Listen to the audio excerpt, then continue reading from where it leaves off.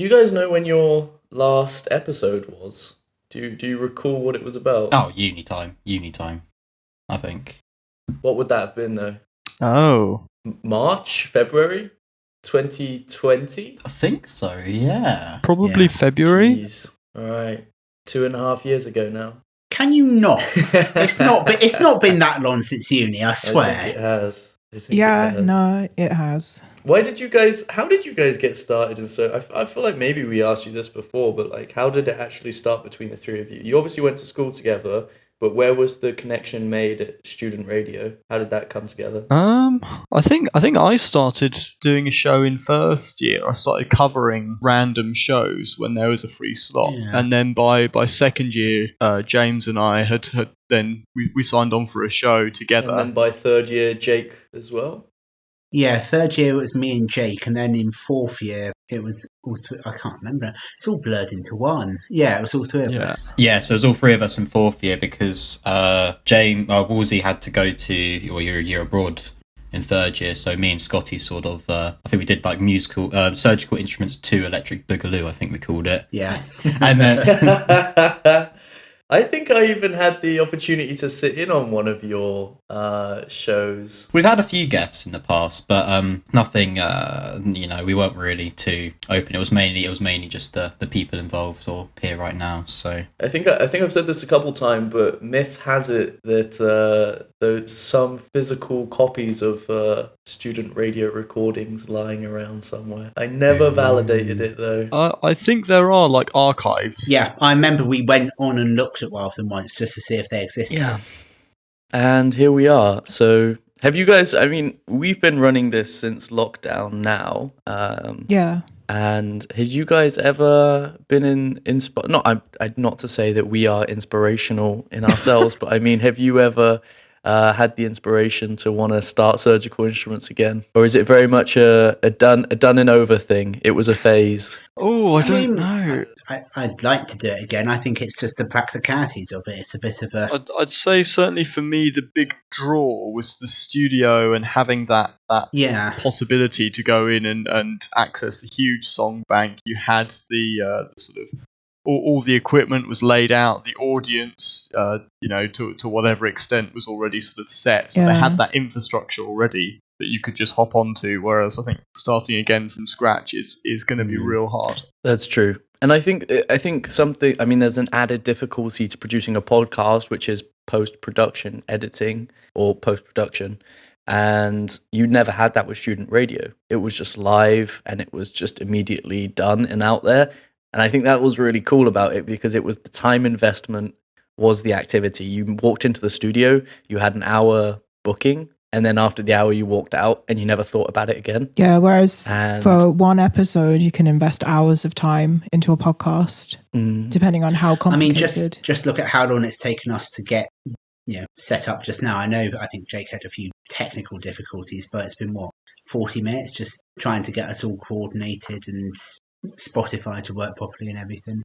It's made much harder by the fact that we're doing this remotely. One of the biggest hurdles to overcome, which I realized, like, if we had a studio space, it would be so simple, or at least simpler. There's always things that can go wrong, but with this, it's like you're not in the room, so you can't like just immediately address an issue. You kind of have to either let them do it, or you have to be guided through exactly what the issue is so you can maybe fix it. I do think there is also the gift of the gab with live streaming and such, which is the ability to fill the silence. And I think when you listen to live radio, you never have a moment where you stop to address a silence. Especially doing this, you realize how articulate and fluent they must be to be able to fill those silences so succinctly and to be able to speak so eloquently. And you also think, like, when I listen to a lot of radio, I think a lot of what they talk about is garbage, and it's pretty menial and it's uninteresting. But that is the kind of compromise that you have to make to avoid the silences, I think. Typically, you have to just find any excuse to keep talking. Yeah, I think people are less likely to think about what you just said if they're unable to rewind. Yes, true. Unlike our episodes where we often hit upon very highly intellectual topics, people have to rewind several times to wrap their heads around it. It's like having to reread chapters of a really difficult novel. Obviously, what we're putting out is extremely high concept and very artistically challenging. We really try to take that into account when doing post-production. I would go one step beyond even artistically challenging, and I would say that it challenges a human being at their core. Kind of groundbreaking. I think I would just say challenging. Yeah, it really makes people stop when they're listening to a podcast. They stop and think, why am I even wasting my time listening to podcasts when I could be doing anything else? Yeah, I think what people often do is instead of stopping and rewinding an episode, they just stop it. Yeah. That's our main problem at the moment. So inspirational. You guys are inspiring people to get up and get moving and do something. Our podcast is so bad it inspires people to go outside. No, what it is people, they instinctively know that they will never be able to fully grasp the concepts you're putting out, so they just give up. That's what it is. You're just too advanced, too ahead of them. Yeah, exactly. It actually is really refreshing that someone else is able to appreciate that. We were worried that we were a bit too out there with that one, so...